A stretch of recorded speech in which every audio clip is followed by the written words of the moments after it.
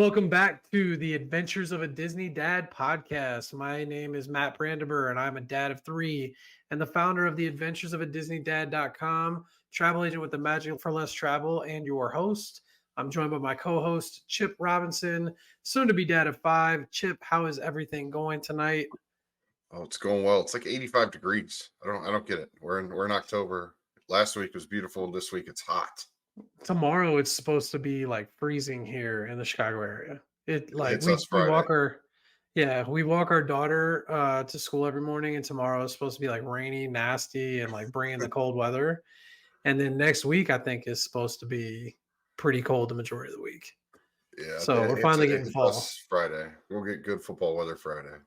There you go. Speaking of football, we took on Massillon Tigers, best team in the state of Ohio, one of the top teams in the country. Chip is a coach there. Took on a team from DC. How'd you guys do last week?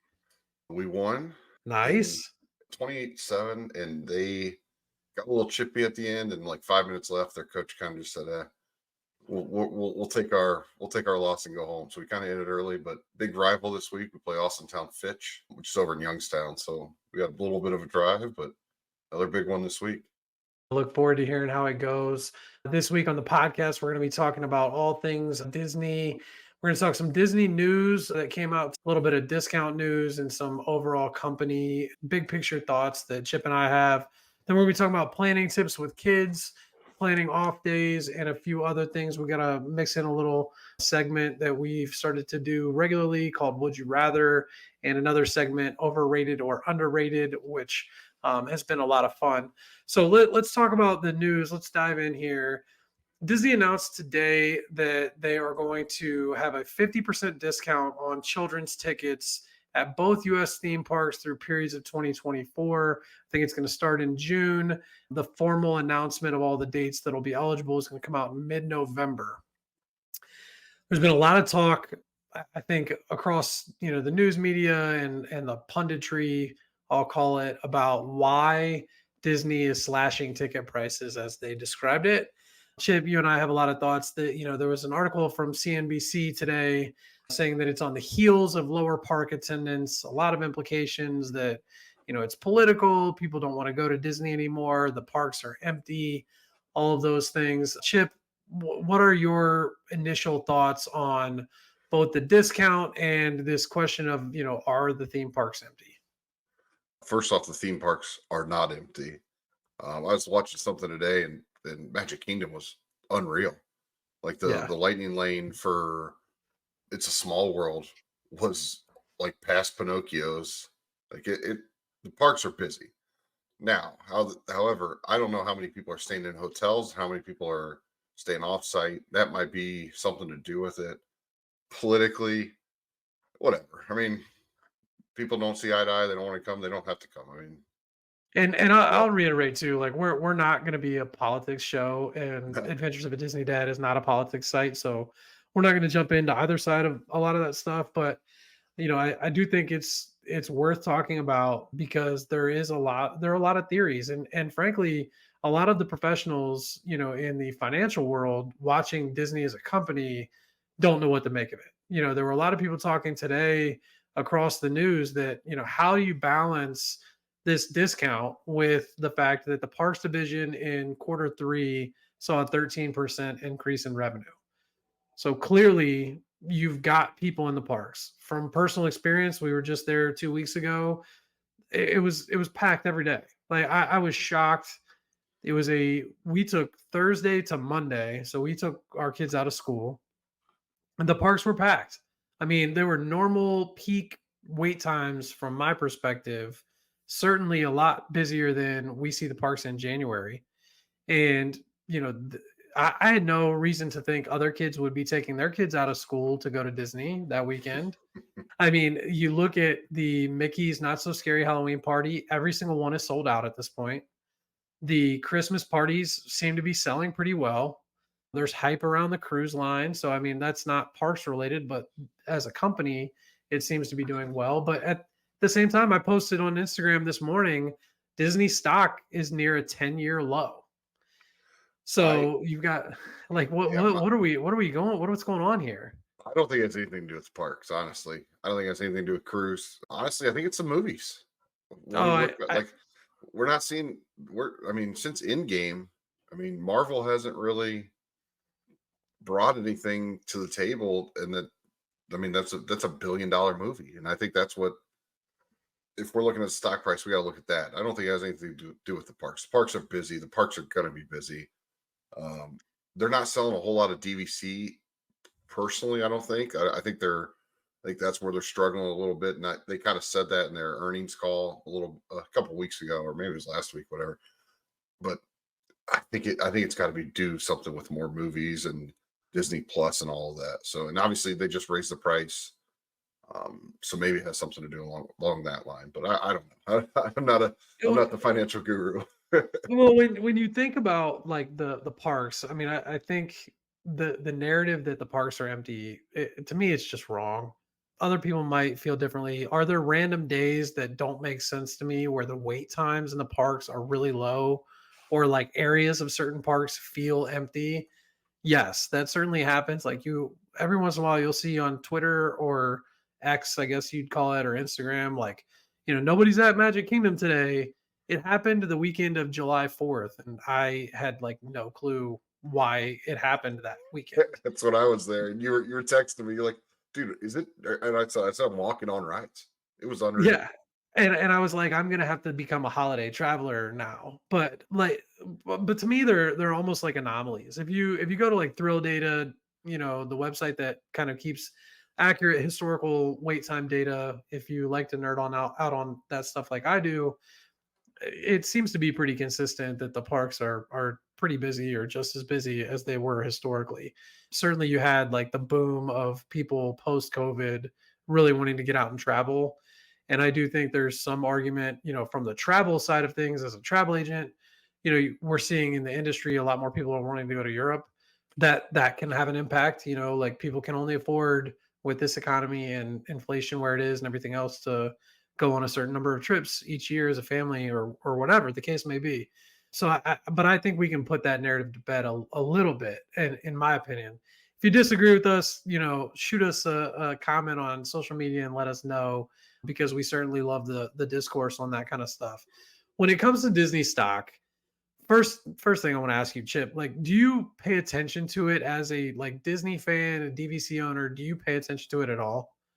I do, and it all stems back. So I teach financial algebra. That's one of the classes I teach. And as juniors going into seniors, they take financial algebra their senior year. We do a stock study. So we start to study the stock market. And I always start with Disney. And I've done it since 2019. So that's when it was at its all-time high. And then COVID hit, and we're like, oh, all right. And it was still okay. And then all right, it's gone down. It's gone down. We haven't started it. We started the third quarter. So at January, we normally start looking at it. But I do look at it. Do you invest in Disney individual I do stocks? Like, not that I know of. I don't go okay. out and like I don't buy. I don't know. My retirement guy might be doing that, but I have no idea. Okay, but you're not going on a Robinhood account and purchasing No. individual Disney stock. Okay, so you and I are in the same boat on that kind of perspective. Outside of like, I may have like exposure to that through retirement accounts and stuff like that, but I'm not going out and buying Disney stock and stock trading Disney or anything like that. But I do watch it also, like mostly for the health of the business, for the news, for the what like for my website and for this podcast and things like that. The biggest thing that I think Chip touched on a little bit in my perspective is like the stock price is tied really heavily to streaming, ESPN, and like the entertainment side of things. And from every aspect of like earnings and revenue and discussions we've seen, it seems pretty clear the parks division is like carrying the load, so to speak. Disney recently announced they're going to invest 60 billion over the next 10 years in their theme parks. That's billion with a B, which we love. Yeah. And that leads me to kind of my next question because on this podcast, I think we want to be a little bit different. We want to talk about Universal a little. And my biggest concern as a huge Disney fan is that they're falling behind in the arms race of theme parks. And you see all the stuff that Universal is doing. They've got some really cool IPs. Harry Potter carries a lot of weight for those that don't know, when we refer to IPs, it's just the intellectual property. So, the brands, so to speak, like Marvel, Star Wars, um, Harry Potter. Those are the IPs that we're referring to, and Universal has some great ones. And Yeah. they've got a new theme park coming out. They're building new stuff, and Disney seems to be like, well, hey, maybe we're gonna rehab some of our old stuff. Maybe we're gonna reimagine and retheme some things. But there's nothing like anything like Epic Universe that Universal's doing. I think What do you think about that, Chip? Like long I think term, what's your thought on Disney? I'm wondering when is the Universal used to own Sony or still owns Sony or whatever. So the Marvel stuff. I think that is what needs to take over, and they want to have a Marvel land. But the whole thing is they can't Disney can't do anything like Spider-Man, Captain America, Hulk because of when Universal owned it. They can't do it on the East Coast until a certain time period. I think that time's actually coming up. I don't know what year it is. It might be like 37 or something is what I heard. Don't quote me on that, but that's what they need. They need to do something towards all of the Marvel. If they did a Marvel land, Let me tell you real quickly. If they retheme the East Coast Hollywood Tower of Terror to Avengers, I will riot. oh, Okay, yes, that it's the cannot best thing happen. riding. No, I agree. Okay, that's not allowed. All right. So, but yeah, I there are like legal issues, and as a lawyer, I love nerding out on that stuff too. And it's going to be interesting to see like how all that stuff plays out. But I think you and I can agree that like competition is good. Yeah, Universal stepping up their game and hopefully making Disney, move on some of these things domestically. Like they're building crazy awesome stuff around the globe. The yeah, Hong Kong Frozen stuff is like it just looks incredible. The Zootopia land looks incredible. So like why aren't they building that stuff here? That's my biggest frustration. They seem to want to build more ships for Chip. yeah. They have Uh so much. There's so much land in Florida that it's unreal. I don't understand why they keep trying to fit more stuff into. And I get Disneyland needing some more stuff and whatnot, but the statistic that blows my mind is there's more rides at Disneyland in California Adventure than there is in all of Walt Disney World. yeah, That, and that they're that all blows close my mind. together too. Yeah, it blows Like my mind. yeah, that's it's nuts, and I hope they get it together. And the problem that I have with these things is like they take forever to Yeah, like plan them and get them going and break ground and all of that stuff. And it's a little bleak out there right now. So I'm hopeful. I think Chip, I think you're hopeful too. One of the thing we've seen in the parks that blew my mind this week is that Christmas merchandise is already out. Is it too soon to be like first week of October and we're putting out the Christmas merchandise in the parks? Well, don't be shocked if in the next week or two behind me you're going to see a Christmas tree. No, you're not. No. So my wife is a very big loves Is Christmas. that She actually a worked. Christmas tree behind you right now? It is, but I don't know. I think my kids just were playing with it. I don't know. It Oh, is, okay. but All yes. right. All right. All right. But my wife worked retail. She worked at Target for 7.5 years. So Christmas for her started in October. Okay. So so that's why she doesn't anymore, but she's still we're not big Halloween people. We just really aren't. So Yeah. my tree will be up. I told her she can't put lights or anything on until after Halloween. But Oh my my tree gosh. the tree will be put up probably soon. Oh my gosh. I look, I'm a huge Christmas guy. It's my favorite holiday of the year. I'm not as much of a Halloween guy. I do love like the costumes with the kids and trick or treating and stuff now that my kids are getting old enough to like really get into it.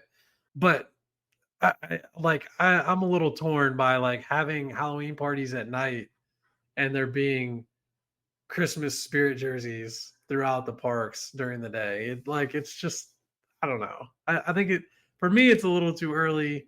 I think like when they do the flip and they start putting out the Christmas decorations and stuff, that to me is like the time, like go for it, put the merchandise out, but like let me at least get some Halloween stuff, which like to that end, Shop Disney sent out 30% off on the Halloween stuff already today. Well, I'm Halloween like, stuff's been on sale. It's been up for sale since beginning of August, so we've yeah, already well, 2 right, months of maybe they it. did that. They did that too early, and it just, I don't know. To me, it's all out of whack, and I took advantage of it. I tried to buy some stuff for the Halloween stuff this morning, but I was a little taken aback by it. So No, that's the I go news for this Christmas week. Christmas as early as possible. Christmas as early as There, possible, my house. fair enough. That's the news for this week in Disney. And if you have any thoughts on the financial stuff with Disney, if you have any thoughts on the discounts, we'll certainly try and keep you apprised of the discounts on social media. Feel free to reach out to me, and I'm happy to keep an eye on those for you as your travel agent. With the Magic for Less travel, you can get a free quote on adventuresofatdisneydad.com, and we'll keep you updated on social media and stuff about when discounts pop up and things like that. But let us know what you think and what your theories are about whether or not the parks are empty or not. And we'd love to chat with you about it. We're going to hop into our first big topic tonight. We're going to be talking about planning with kids. Chip, the our most recent trip, we didn't tell our kids about the trip until the morning of. We kept it a secret. It was a lot of fun doing that. I put out a question on social media asking people, how do you tell your kids? Do you surprise them? Do you do any games? There were a lot of fun responses of people doing different games and treasure hunts and things like that. We didn't do anything like that because we hadn't thought about it that much in advance. But my question for you is, do you tell your kids on your trips in advance to like build the hype, or do you wait? What do you guys do? More times than not, we do not tell them. This past one when we went this summer, we did. When we first went in 18, we just told them we were staying like a week at my brother's house because we flew out of Columbus. So we got them up at 3 a.m. and they still didn't know. They just knew we were flying. They didn't realize till they got into MCO where they saw the Disney, like the Goofy on the wall. And then we said, "Hey, we're going to Disney." And That's then awesome. we drove down in 20 or 21, and they didn't know until we pulled in the hotel.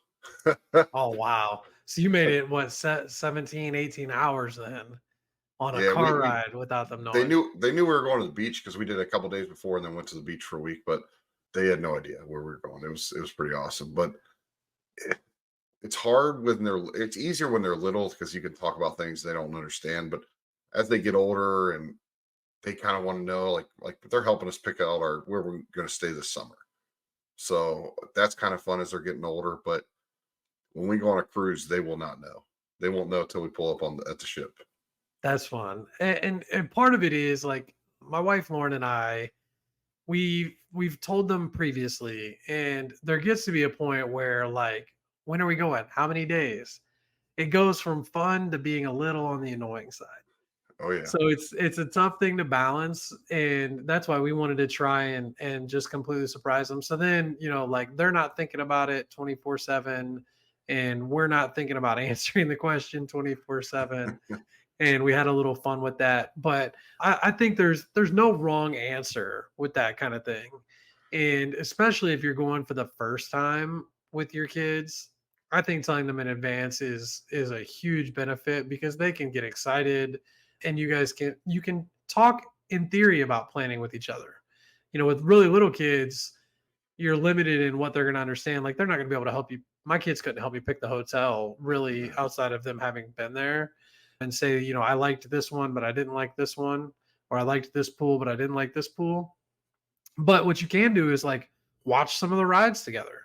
And it doesn't spoil anything for them because they don't remember watching it right. on TV or whatever. Or you can start to watch some of the shows on Disney Plus and really kind of build the magic.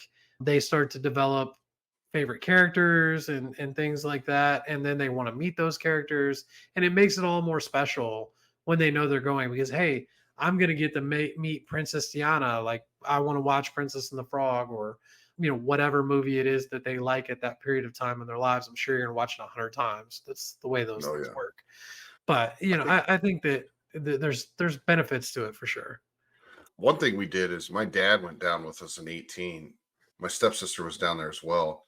We didn't tell them until Kenzie was going to Bippity Boppity Boutique and the one at Disney Springs, and they're eating breakfast at Earl of Sandwich.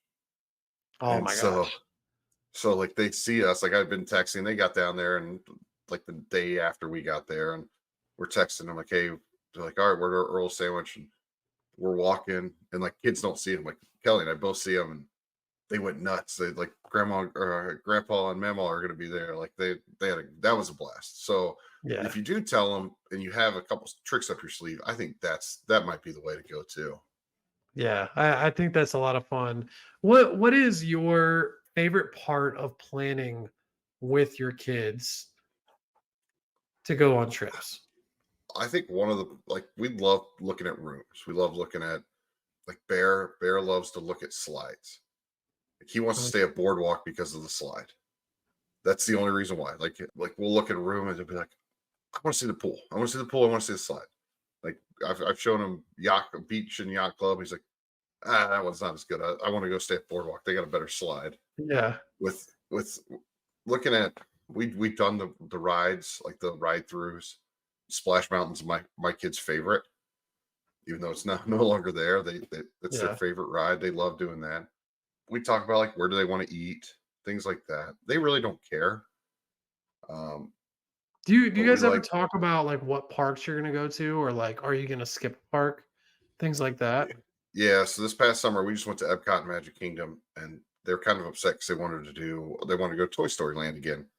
So that was one thing we did say, hey, we're not going there this time, but we're going to go again this summer, and we're going to go to all four parks. So that's one of the things that they do. Like, okay, well, can we do these rides? And so that we, Right. as a parent, it's like, okay, we're going to be back every year, so let's go ride whatever ride they want to ride, and then maybe next year we can catch the next one or whatever. Yeah, and I think that that's like what I see the most with guests, especially going for the first time, is trying to prioritize. Like you in reality, from my perspective, you can't do all of Disney in 4 days or less. It's just not possible, and you really shouldn't try.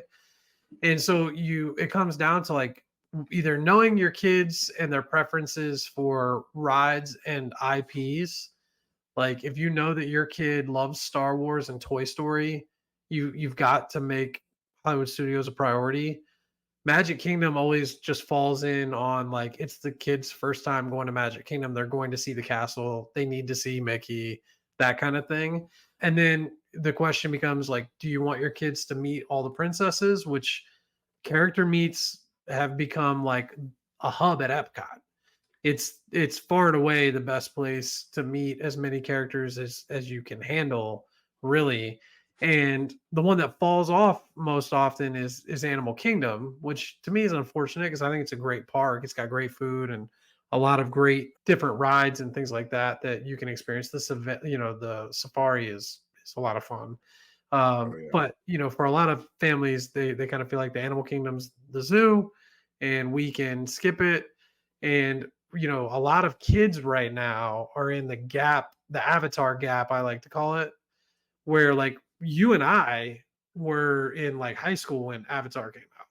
Like yeah, we enjoyed Avatar. So that area, Pandora is like it hits, I think, for people in our age range a little bit more. Whereas like younger kids, they're not getting exposed to Avatar at this point. Maybe teens are. And the first one is like a little bit harder for them to get into. So, it falls into that weird park scenario. But when you talk about planning with the kids, it's like trying to figure out what things that they're gonna like the most and picking the park based on that. And that's I think for younger kids, the part that they can be involved with is picking what parks to go to. And the last thing that I'll mention that I think is funny is a ton of parents our age that have young kids are still in that old mindset of like Epcot stinks. Epcot's not like there's nothing at Epcot because when they were kids, Epcot was quote boring, right? They yeah. we loved MGM as kids, and Magic Kingdom. And Epcot's not like that anymore. Epcot's a lot of fun. I love Epcot. It's got a lot of really cool rides, and it's to me, it's one of the I think it's one of the best, arguably, parks for kids, particularly young girls. Girls Yeah. that love the princesses. You want to go see Frozen, you want to meet all the princesses. I mean, you've got your shot to do that. So the last thing is like building off of that, like how involved beyond that do you involve your kids with the planning?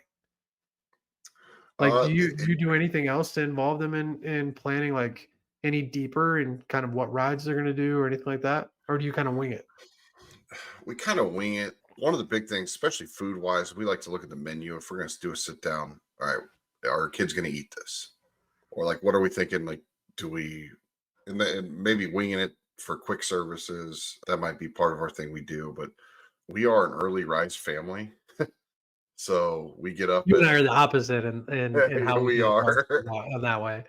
Oh, I got up this morning at 6:30 and two of my kids were down here. So We get up early, it's just like you're not gonna get us to rope drop. That like we'll be up at the uh, resort and up eating breakfast and stuff like that, but we're not going to the park at 7:30 in the morning. well, Not happening. I'm a sweater, so I wear like I have like a shirt for to the park, shirt in the park, and a shirt on the way home. But we get up, we rope drop, and our kids know that like we're gonna get up there early. We're gonna that's just one of our things, and so we get up, we go, but they also know we're gonna get a break, and so Mhm. that's one of the things that we do talk with them like, hey, we want to take a nap. You guys want to take a nap? You want to go swimming? And especially for my older ones, I'll say, hey, you guys got to be quiet for 30 minutes. Let the younger two sleep, and then I'll take you guys to the pool. Yeah. Um, so Do that's, you do I you mean, but plan with your kids, like, late nights? Or do you guys stay out for the fireworks and things like that, or do you come home since you're up so early? we go out, we stay out till late night. We are there until we did the extended park hours both nights. Okay. So we're at Magic Kingdom till midnight and Epcot till about 11. So you're So basically doing, like, a lunchtime break at the resort for the most part, and then yeah, heading back around dinner or whatever to the parks and staying until about they close. about 5:30. I mean, we're in no rush. That's the big thing. Yeah, It's like we've just decided like there's no need to rush. Like if we miss a bus, oh well. yeah. And And our family is like very similar, and like we don't rush with a lot of the stuff as much as I sometimes may push people out the door a little bit too much. But like our thing is like we let the kids sleep until they wake up, and usually they're up pretty early. But then we don't wake them up to get them to the park or whatever, and then we head down and get breakfast. And a lot of times my in-laws are with us, so they'll come down and get breakfast. And by the time all that stuff gets going and you get out to the bus stop, we're not making rope drop, but we're fine with that. And then we spend a few hours there in the morning, eat lunch, come back to the resort. Either usually it's more like a relax. Like I have trouble getting my kids to sleep at Disney hotels in the afternoon, but we'll relax and go to the pool or relax in the room and then head back. And we kind of play it by ear with the kids, and they are involved in that a little bit to the extent that their opinion matters on the on well, those things. I will say we don't go back to back. Like we won't do like a late night and early morning. We won't do that. Yeah. But we'll try and we might do a late night, get up in the morning, and then only be in the park for 2 or 3 hours and come back and try and get like 2 or 3 rides done, and then just chill. And then we just won't stay out super late that night. I mean, I know this is an unpopular opinion, but like I don't need to see Fantasmic every time. So if we're at Hollywood Studios, we don't need to stay till it closes. We won't close that down. And Or I even think that for right now. that's the key too, like, and that's a big thing that I talk about with guests is like you have to know, like, is this going to be a once every couple of years thing for you guys, or are you coming back again next year? Because you feel less pressure when you know you're coming back to do a lot of those things. So you don't have to hit a happily ever after and Phantasmic and and the nighttime show at Epcot all in a 4 day or 5 day span and wear your kids out while also rope dropping if you know you're going to come back in a year. Like Yeah. there's no real reason to push it like that. But that said, like, if you build in some flexibility, maybe you can do the late nights and do the shows and then not rope drop, get your Genie Plus and kind of have things scheduled. Like there's different ways you can plan around these things, but going into it blind with no planning is where I think people go wrong. So the last thing we want to talk about tonight, the second topic, is planning off days during your Disney vacation.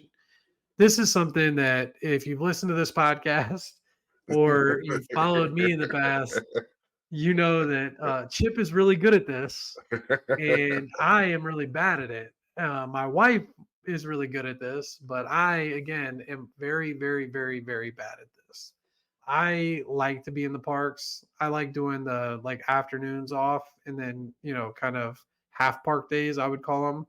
But I really, really struggle with being at Disney and staying at the resort for an entire day. So, Chip, let's talk about a few things. If you have a resort day, that you are not going into the parks, you built it in, you're actually going to go through with it, which I'm terrible at for the 800th time.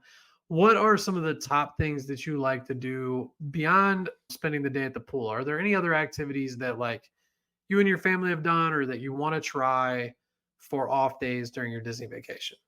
Oh, 1,000%. We love going to different resorts. We love getting on some sort of transportation.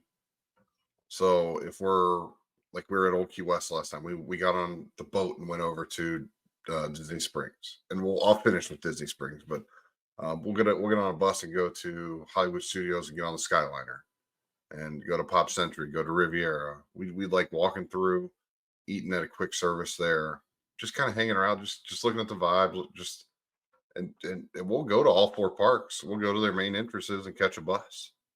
But Mhm. we're in no hurry. We have no park tickets. Disney Springs is by far our favorite thing to do on a park non-park day. Um, So is it the shopping that you guys enjoy, the food, the desserts, the snacks? Like what draws you to Disney Springs?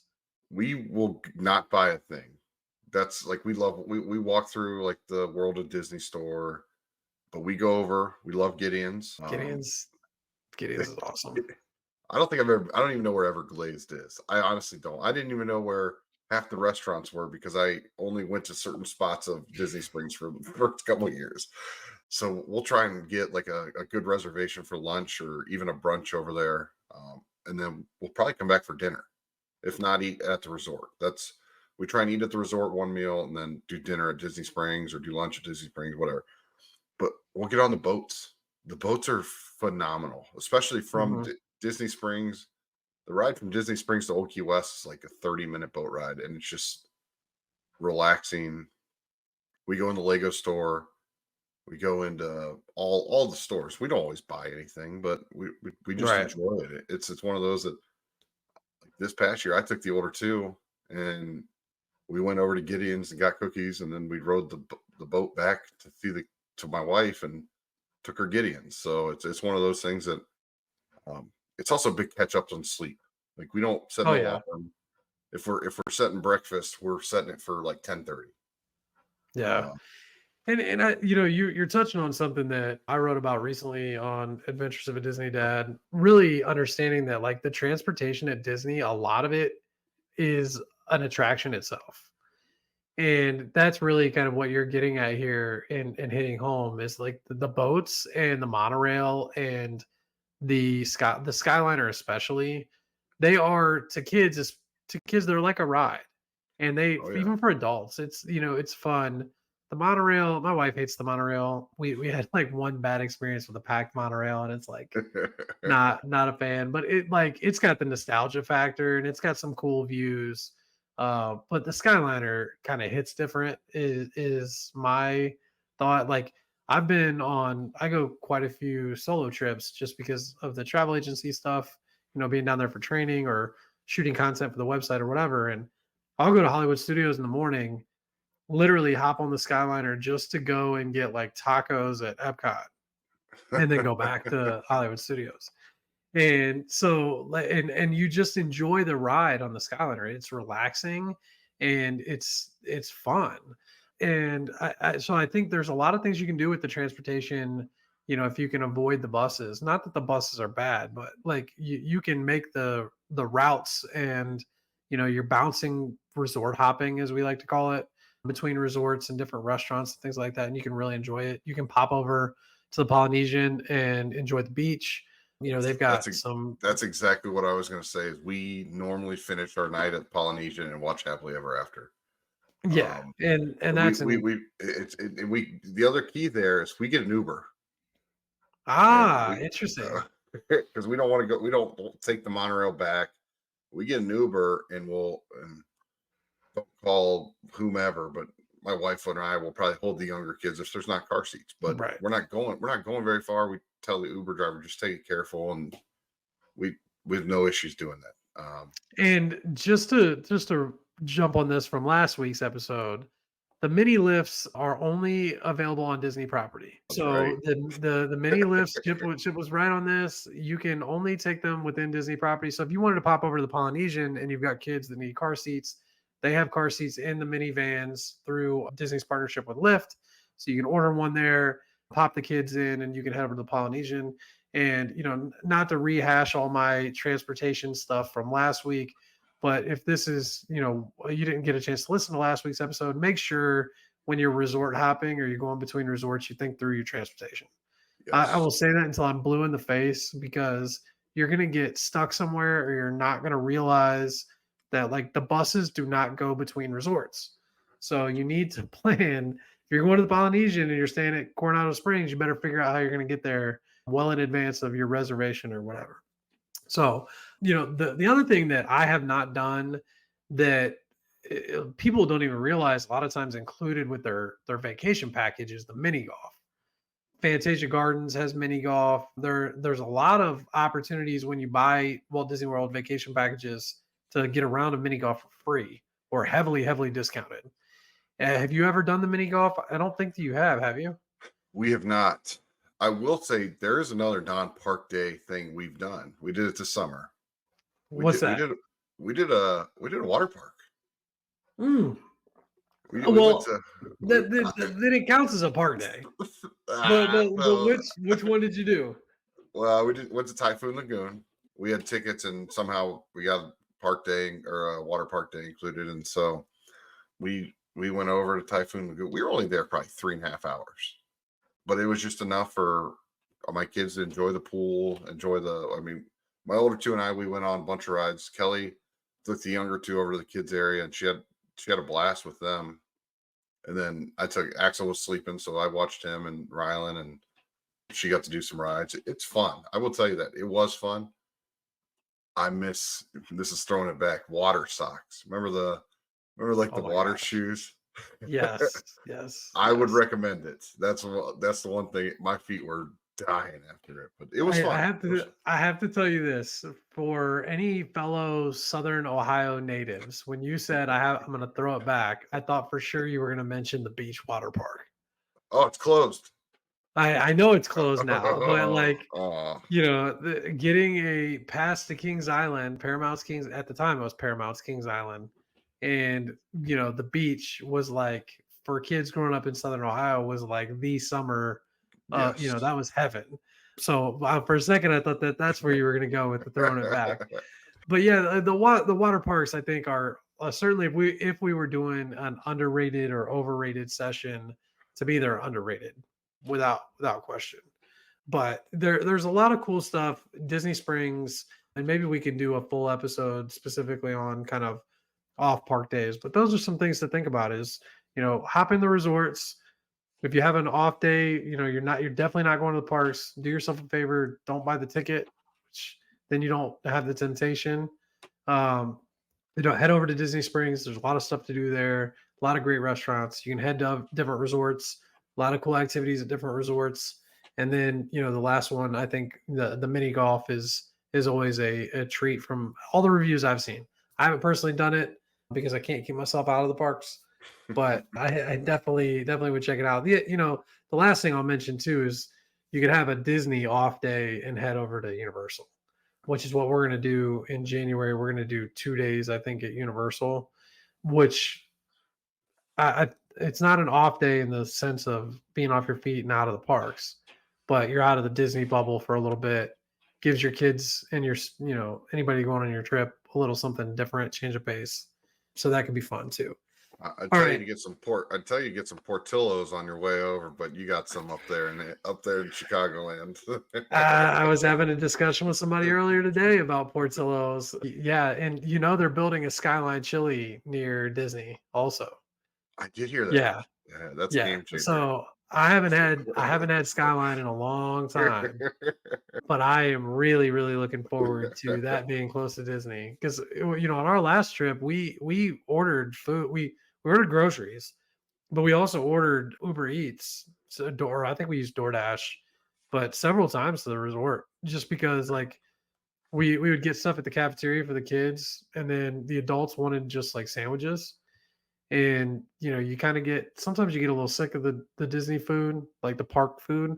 So we had like Jersey Mike's or Jimmy John's or something like that delivered, and people forget about that. Like there's a lot of good restaurants right within the Disney bubble that'll deliver to the resort, and all you have to do is just go meet them in the lobby, Yeah. which is something I would encourage. So let's talk about. We've got two fun segments that we've started to do each week, and I've really enjoyed these. We got a lot of great feedback, and they're a lot of fun. Would you rather Disney edition? Here we go, Chip. A night in Cinderella's castle or a night in Hogwarts castle to spend a night. I I I'm gonna go Hogwarts Castle. Cinderella's Castle. I don't know. Maybe it's just I like the spookiness a little bit, maybe of Hogwarts Castle a little bit. Are you Cinderella, a big Harry Potter fan? no. Yes and no. I read the books when I was a little kid, and I read to Mhm. four, and I've only seen movies one through four. Oh my gosh, Chip. So yeah. So I guess I'm a kind of. I mean, I know the story. I get what's happened, but Yep. well, hey, listen. I'm Chip. trying to read it. I'm trying to read it to my kids. Oh my gosh, Chip. You've got oh my gosh. All right. For me, I would there's no question about it. I would rather be in Hogwarts Castle for a night. If I was with my kids and my kids were the ages they are now, I might think about Cinderella's Castle just because of how awesome it would be for my daughter. But Yeah. Hogwarts Castle would just hit different for me. I love those books. I'm a huge Harry Potter fan. So I'm like blown away. I'm almost speechless that you've not read or seen all the movies.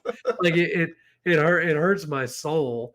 We're gonna get off here and you're gonna start getting text messages from me about how you have to fix this.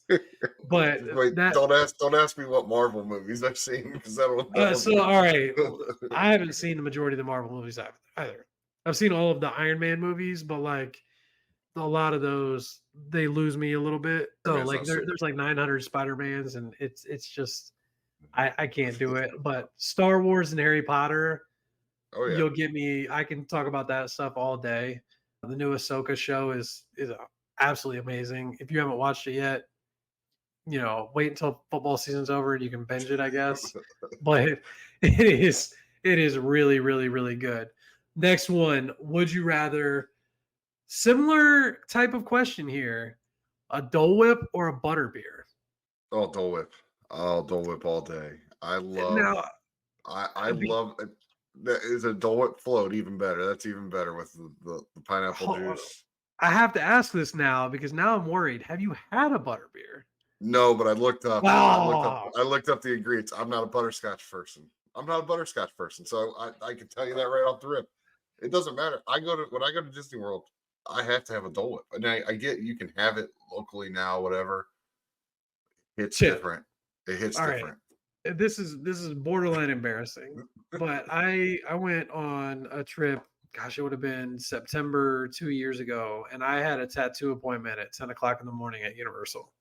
She's a phenomenal artist. Her name's Courtney West. She was at Hart and Huntington there in Orlando. If you ever want a tattoo, she's one of the best in the country. She's really hard to get in with, and she's phenomenal. But I was getting a Star Wars tattoo for my kids, and I had the appointment. I think it started at 10, and I went into Universal before the appointment only to get a frozen butterbeer. That is how good it is. And I love Dole Whips. I'm a huge butterbeer guy. I do think that like being in like the Hogwarts areas and having like that feeling of, wanting to be in those areas because you love the books and things like that, I think it matters too. So it's got more like it hits me in the feels more than the Dole Whips do, but I do love a Dole Whip. So Now there's listen, on there. I'll go out on a little out on a limb here. A LeFou's brew is phenomenal. It might be better than a Dole Whip, in my opinion. Wow, that's a little bit of a hot take. It is. I Little bit of love a hot take there. we. I don't know why we love it, but we do. It's nuts. It's one of our favorite things to get. And that's LeFou's Brew, which is where do you get that? Is that Gaston's? Gaston's Tavern with the cinnamon rolls. It's got the marshmallow little like whipped cream, and it's like a frozen apple juice with like a marshmallow toasted marshmallow thing. It's delicious. And this is why like I really think that you enjoy a butterbeer because it's got like a little bit of a frosting and it's frozen. It's really good. But I don't like let's butterscotch. I'm not a butterscotch guy. your opinion doesn't even count anymore because you haven't read the books. So I can't even wrap Uh, my head around that. So let's jump into the next segment. Overrated or underrated Disney edition. We had a lot of fun feedback on our thoughts on the contemporary and some of the stuff we talked about last week. This week, first one, the resort. Overrated or underrated? And I have a lot to say about this one.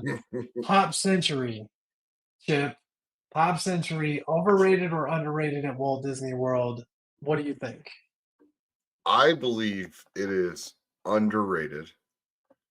Now, there's one caveat. I wish it would have like a slide for its pool, but I get it, it's a value.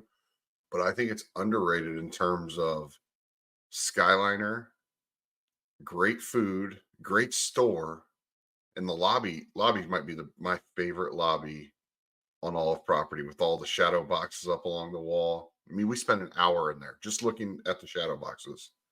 So, in my opinion, it is underrated. It's overrated, Oh, overrated, overrated. I will slam my fists on the table. I posted about this on Instagram this week on my stories.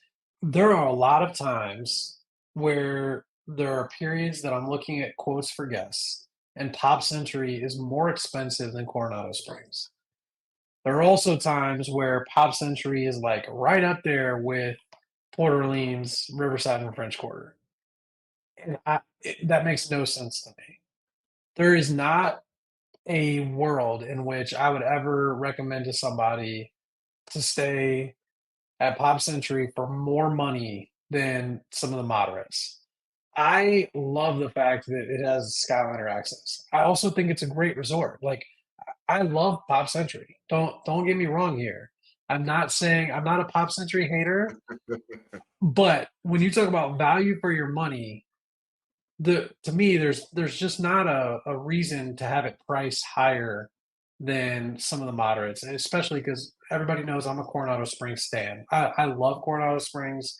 I think it is one of the most underrated resorts on property, and I just I don't understand how people would end up paying that pricing. Clearly, there's demand for it because that's how Disney bases the pricing, but there are also like weird anomalies with dates and things like that that can make that happen.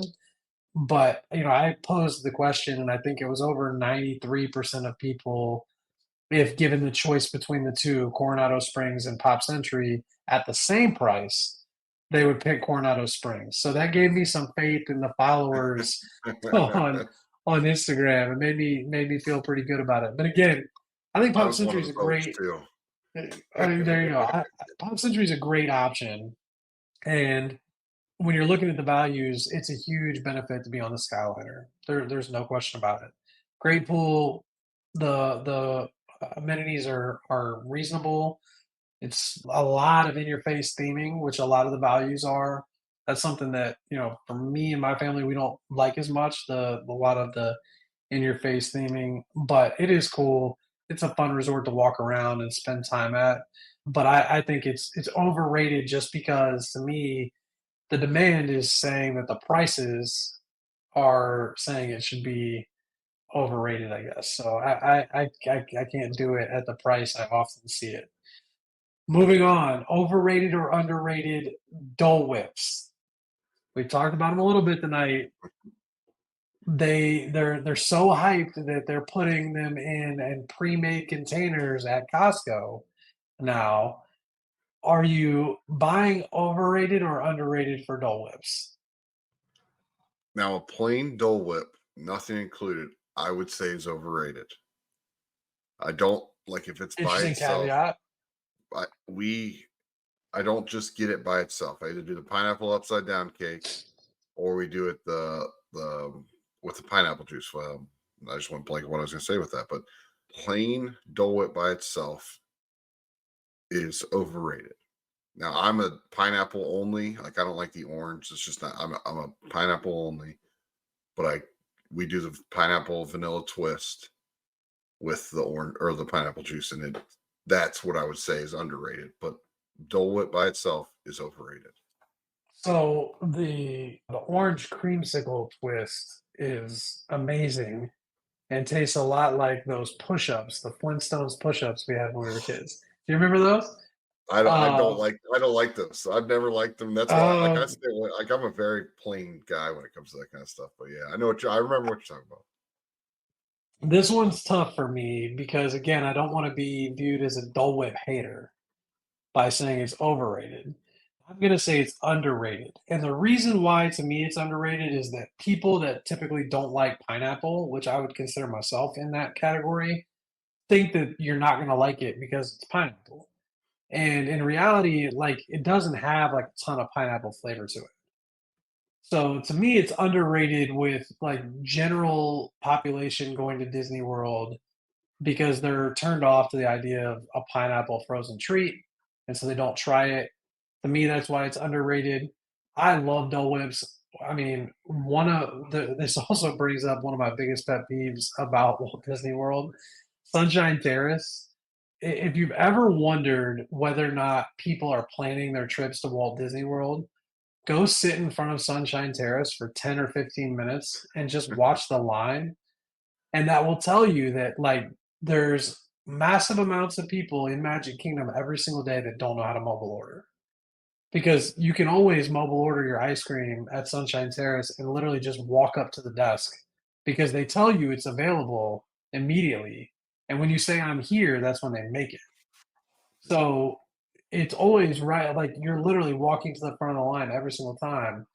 And I'm always blown away that that line will be like 20 or 30 minutes long. Like it will go to the front door of Adventureland basically, and people are clearly not mobile ordering. So I love Dole Whips. Sorry to go on that little, lack of planning tirade, but I just always kind of feel bad for people when they're sending those lines. I'm like, please just pull your app out and mobile order it and walk up to the front. But that's Agree. a different different discussion. Last one, I'm really excited about this one. Overrated or underrated? Chip, I don't think you've had a chance to experience this one, but I think you know No. enough about it to be able to give an opinion. Rodeo Roundup Barbecue. What do you think? Overrated or underrated? So I want to lead with this. I Toy Story is my favorite movie. It's my favorite Disney movie. The original one. Um, I great memories with it. We watched the football game this weekend on Disney Which Plus. was fun. It was pretty cool. It was pretty cool. My kids actually were like, "Oh, Dad, that's awesome!" I'm like, yeah, it is pretty cool, but it is overrated, and it has nothing to do with the food. It has nothing to do with the experience. It is missing one thing, and we talked about it last week. It is missing characters. If it had characters, I would say it's the most underrated place. I would say I would even pay more money for it to be characters. But I want to see Woody. I want to see Buzz. I want to see Jesse. I want to see the gang. Like I would love to, and every Mhm. once in a while, bring out like someone and like bring out Rex, bring out Bo Peep. Or the Green Army Men, I think coming through would Yeah, be fun. that's what it's missing. I've heard you've said the food's great. My buddy Jordan is going again for his anniversary dinner, and he said, "Dude, the food is phenomenal." He said the biscuits are the best part of the Yeah. meal. But I said, I want to see, I want to meet the gang because remember meeting them over at before they blew out towards Toy Story Land. I met Woody and Buzz, and I'll tell you what, that was one of the best cues because being from the '90s, it said Binford Tools. Yeah, Bro, we do love our tool time on this so podcast.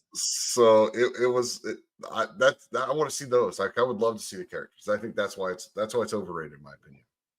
So my issue with this is that it's pretty hyped.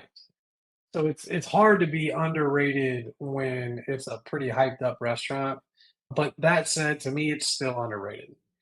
And I say that because like I don't get guests that ask about it a whole lot. Part of it is that maybe they don't know, but also like it's really hard to get. It's a really, really hard reservation to be able to find. And so maybe that's part of what plays into it. But it was one of the best meals that I've probably ever had at Disney. The food was really good. The cheddar biscuits are probably one of my favorite things, individual items that I've had at Walt Disney. They were that good. You can get more of them, which is a lot of fun. But my father-in-law and I were absolutely just smashing those cheddar biscuits. They were so good, and you get to choose your appetizers and like the mac and cheese, the baked beans, the tot. I think the tater tots. That a lot of it was really good, and like you expect Disney to be good at that kind of food. But you and I have talked about this a little separately. Like barbecue is not necessarily good at like fast food or like smaller restaurants that don't specialize in barbecue. And so I was kind of going into it expecting like ribs and brisket and chicken are not going to be like their specialty. So it's probably not going to be like anything that blows my mind. It was really solid. It was really good. And when you add in like above average appetizers, coupled with the environment, they play into it really well. You hear all the characters over the speaker, Andy's coming and everybody in the restaurant pauses. Like the theming is really, really spot on, really cool. They point out to you like a bunch of different stuff that like activities that the kids can do throughout the restaurant and that bleed into the theme parks a little bit. So I think from my perspective, it's underrated just because it's so dang good and it's such a cool experience. And to me, it's even if it's a little hyped up, it's not hyped up enough. I will be the hype man for Rodeo Roundup Barbecue. I will be recommending it to all my guests at the Magic for Less. Like you've got to try it out. Trust me, I'm excited to go. Don't get me wrong. I'm Yeah, first in line. Like we're going this summer. Like that's no question. it's I gonna just be wish. this podcast is gonna be two dads that love Rodeo Roundup Barbecue, Oh and yeah. we're gonna scream it till the cows come home. I mean, we're either gonna be preaching you need to stay at Coronado Springs, or preaching that you need to eat at Rodeo Roundup Barbecue. Oh, and Um, preaching that the Disney transportation's the best. That too, that too. So that's gonna wrap it up for this episode. Thanks for hanging with us tonight. If you have any comments or questions, please don't hesitate to reach out to either of us on social media, or you can reach out to me via email. I can be found at Adventures of the Disney Dad on all platforms. Chip, where can people find you? At Robinson Dad Life on Instagram, and then at Chip Robinson on X, formerly known as Twitter. And I'm contemplating switching it to just Robinson Dad Life. I know might have talked me into it. Yeah, we got it. Where we got to get a little Disney something in there, but we're working on it. We've got a bunch of great new articles up on adventuresofaDisneyDad.com. If you're interested in having me assist you in planning your next Universal or Disney vacation, please feel free to reach out. All of the links to get a free quote are in the show notes, or you can click the button on adventuresofaDisneyDad.com. Our services are completely free to you, and we'd love to help you plan your next dream vacation. If you have a moment and you could follow, subscribe, like, and review this podcast on whatever platform you prefer, we would greatly appreciate it. Chip and I have been overwhelmed with the support. It's so much fun doing this Oh, it podcast is and so fun. I look chatting forward to Disney, it. chatting Universal. Yeah. So we enjoy you guys coming and listening and downloading. We know you have a lot of choices when it comes to the content you consume. Thank you so much for letting us be a part of it. We hope this episode brightened your day a little bit, and thank you for spending some time with us. We will see you next time. See ya.